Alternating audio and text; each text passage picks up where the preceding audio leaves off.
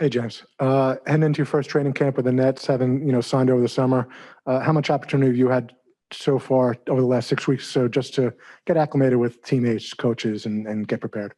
Well, you know how it is. The new guys come early. The vets tend to roll in towards this time. So, luckily enough, this is year 13 for me. So I know everybody pretty well. Just ready, excited to gel with these guys and get this shit started. Go to Zoom, Christian Winfield, New York Daily News. Hey, James.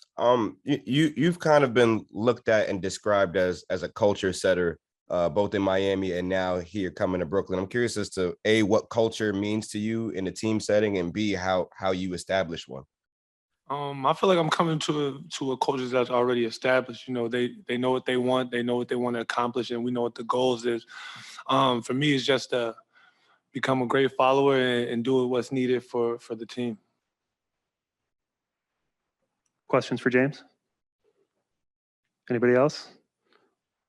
We'll go to Zoom, Ajayi Brown, Netswire. Hey, James. So the other James mentioned earlier that in previous years, he would play on teams that would be losing and he wouldn't have that much fun during the season. And this season, he wants the team to prioritize having fun and doing the job and getting the job done right. What can you say about that, playing in your previous years and coming into this season? I feel no matter what city you're in, if you're losing, it's going to be a terrible year, terrible place to be. So if you can associate winning with having fun and kind of take stress away from you a little bit, I feel allows you to do your job at a much higher rate. Alex Schiffer, The Athletic. Hey, James, I'm just curious if you have any pre-existing relationships with guys on the team. It seems like at first glance you haven't played with a ton of guys on this roster.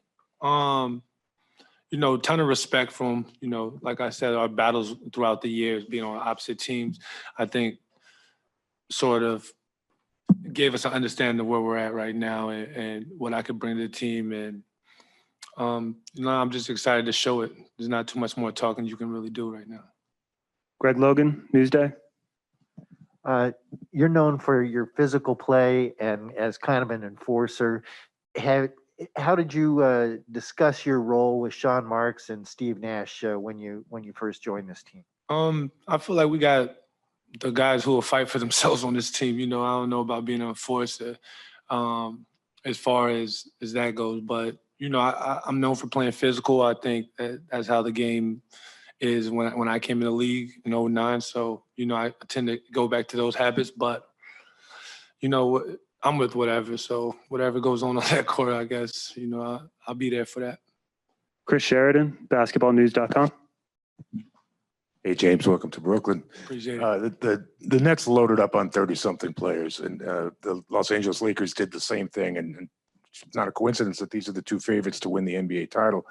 What do you think of that strategy of loading a roster with veteran guys, and how can that maybe actually be a hindrance against some of the teams with younger players that are just going to outspeed you from time to time? Hindrance as in what was that? Well, you're going to run into different matchups on just given the opponent. Certain teams are built to play a young speed game, and whether on this Brooklyn team, it's loaded with so many older guys. Those older legs can't keep up with the younger legs on certain nights. So it would seem to put you at a theoretical competitive disadvantage that the roster is so laden with guys in their 30s. So again, like playing devil's advocate, could that hurt you against certain opponents? I mean, that's going to be a matchup thing, something that Nash is going to have to put together, who's going to be able to go out there and run with these guys. I feel like a lot of teams will be adjusting to us more than us adjusting to them, though, for sure. Anybody else? We'll go to James Herbert, CBS Sports. Hey, James, you've been on good teams, you've been on playoff teams. Is it a different vibe going into a season with a team that has championship expectations in a roster like this?